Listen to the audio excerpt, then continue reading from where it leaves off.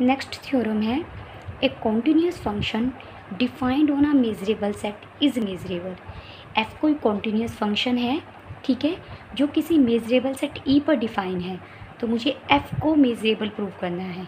F given है कि F continuous है, क्या क्या गिवन है, एफ कॉन्टिन्यूस है, defined on measurable set E, measurable set ई। और प्रूफ क्या करना है, रिक्वायर्ड टू प्रूव में क्या है हमारा कि एफ इज़ मेजरेबल, ठीक है, क्लियर। ये करते हैं। Let F be a continuous function defined on E with E is a measurable set.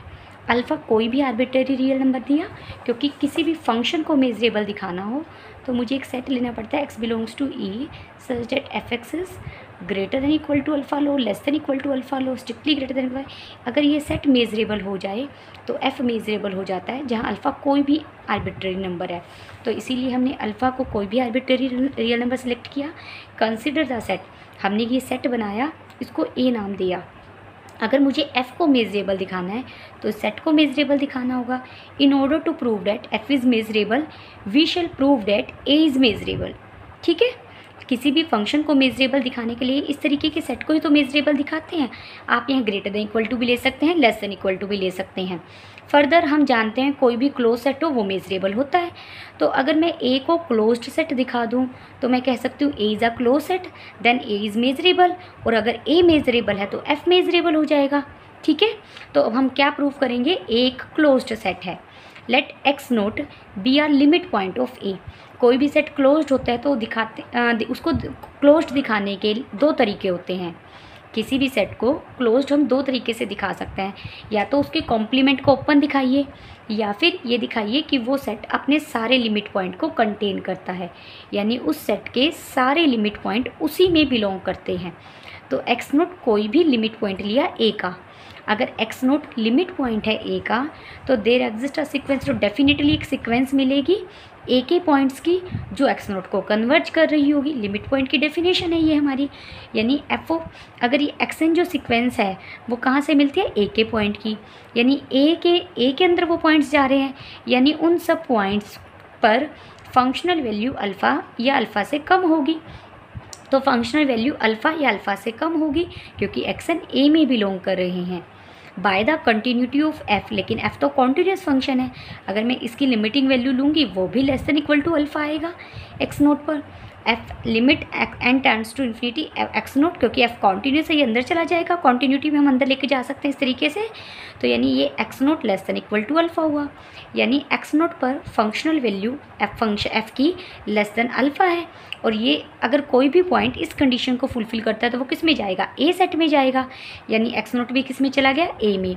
X note लेकर क्या चले थे, लिमिट पॉइंट, और एक्स नोट ए में ही बिलोंग कर गया, यानी A contain all its limit point. अगर ए अपने सारे लिमिट पॉइंट्स को कंटेन करता है इसका मतलब ए कैसा हो गया, क्लोज्ड। अगर ए क्लोज्ड है तो ए कैसा होगा, मेजरेबल। और अगर ए मेजरेबल है, यहीं लिख लीजिए, this implies A is measurable. अगर ए मेजरेबल है this implies F is measurable and hence the proof. यही हमें प्रूफ करना था, ठीक है। बट नेक्स्ट क्या कह रहे हैं, converse of above theorem need not be true. अगर फंक्शन कॉन्टिन्यूस है तो डेफिनेटली वो मेजरेबल होगा, लेकिन कन्वर्स होल्ड नहीं करता, यानी अगर कोई फंक्शन मेजरेबल है तो वो ज़रूरी नहीं है वो कॉन्टिन्यूस भी हो, ठीक है। उसका हम एग्जाम्पल कर रहे हैं, converse of above theorem need not be true. For example consider a function F, consider किया R2 सेट 0 1, ठीक है, given by F x value 1 ले रहा है if x lies between 0 and 1, और 0 और 1 के अलावा ये वैल्यू 0 ले रहा है, ठीक है। Clearly the function is not continuous. Function 1 पर देखो कॉन्टीन्यूस नहीं है ना, ठीक है, अदरवाइज कहीं भी कॉन्टीन्यूस है, 0 के भी लेफ्ट में कुछ और वैल्यू लेगा, 0 पर कुछ और वैल्यू ले रहा है, 0 के राइट में कुछ और वैल्यू ले रहा है। The point of discontinuity being X is equal to 0, ठीक है। Now we prove that F is measurable. हमने दिखा दिया फंक्शन डिसकॉन्टीन्यूस तो है लेकिन फिर भी मेजरेबल है। For this it is sufficient to prove that, इस सेट को हमें क्या दिखाना है, मेजरेबल, क्योंकि फंक्शन को मेजरेबल दिखाने के लिए इस तरीके के सेट को मेजरेबल दिखाते हैं।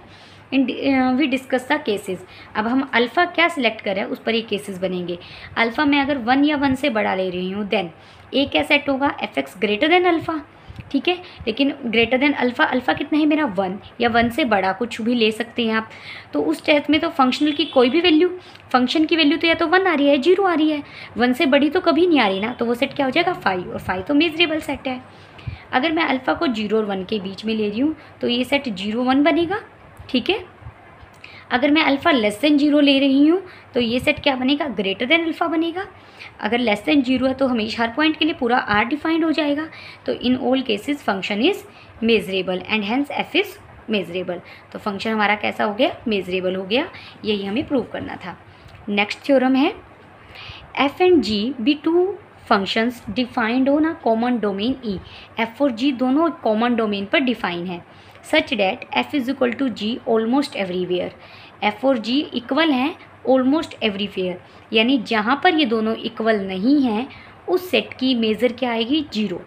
If f and g are continuous on E, अगर f और g कॉन्टीन्यूस भी हो जाएं, they coincide throughout E, तो ये पूरे E पर ही सेम वैल्यू लेंगे, ठीक है। कोइंसाइड मतलब सेम हो जाएंगे। अगर फंक्शन ऑलमोस्ट एवरीवेयर के साथ कॉन्टीन्यूस भी हो जाए तो ये पूरे डोमेन पर ही सेम वैल्यू लेगा। हमने मान लिया let if possible that f x naught is not equal to g x naught for some x naught belongs to E. हमने माना कि पूरे ई पर ये जो पॉइंट है वो सेम, ये जो फंक्शन है वो इक्वल नहीं है। अगर पूरे ई पर इक्वल नहीं है तो ई का कम से कम एक पॉइंट ऐसा मिलेगा जहाँ पर इनकी फंक्शनल वैल्यू बराबर नहीं आ रही। फंक्शनल वैल्यू बराबर नहीं आ रही कहें, या फिर f माइनस जी का डिफरेंस 0 नहीं आ रहा, ठीक है। एफ एक्स नोट इक्वल नहीं है जी ऑफ एक्स नोट के, यानी F of X not minus G of X not not equal to 0 होगा, यानी F minus G at X not not equal to 0 होगा, ठीक है। तो वही लिखा, now f minus G is continuous. f भी कॉन्टीन्यूस है, g भी कॉन्टीन्यूस है पूरे e पर, तो f माइनस जी भी कॉन्टीन्यूस होगा ऑन द e पर कॉन्टीन्यूस होगा। तो x नोट तो कोई e का पॉइंट है, यानी x नोट पर भी कॉन्टीन्यूस होगा। एक्स नोट पर कॉन्टीन्यूस होने का मतलब क्या है कि there exist a neighbourhood of X note की कोई नेबरहुड मिलेगी जिसे एन एक्स नोट कहा, जहाँ पर फंक्शन इज़ नॉन जीरो, जहाँ पर फंक्शन क्या होगा, नॉन जीरो वैल्यू लेगा। That is an x naught E के वो पॉइंट जहाँ पर एफ एक्स जी एक्स के इक्वल नहीं है, यानी नॉन जीरो है। यही बात तो हम कह रहे हैं, ठीक है। हाउवर अगर फंक्शन इसमें कुछ ना कुछ पॉइंट्स जाएंगे तो एन एक्स नोट क्या है, वो पॉजिटिव होगा उसकी मेज़र। अगर उसकी मेज़र पॉजिटिव होगी तो ये तो ग्रेटर देन 0 हुआ। देखिए हमारे पास तो फंक्शन क्या दे रखा है, ऑलमोस्ट एवरीवेयर। ऑलमोस्ट एवरीवेयर का मतलब है जहाँ पर ये दोनों वैल्यू इक्वल नहीं है वो उस सेट की मेज़र क्या आएगी, 0 आएगी, क्योंकि F of G almost everywhere दे रखा है। इसका मतलब this is a contradiction. Contradiction कब आई, जब हम मानकर चले पूरे डोमेन ई पर ये दोनों फंक्शंस अलग अलग हैं। नहीं, इसका मतलब पूरे डोमेन पर ये दोनों फंक्शन क्या हैं, सेम है, ठीक है।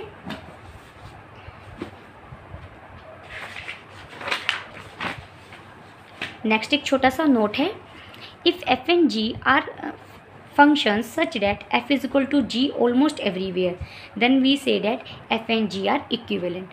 अगर f और g almost everywhere इक्वल हैं तो इसका मतलब वो इक्विवेलेंट है, हम ऐसा कह सकते हैं।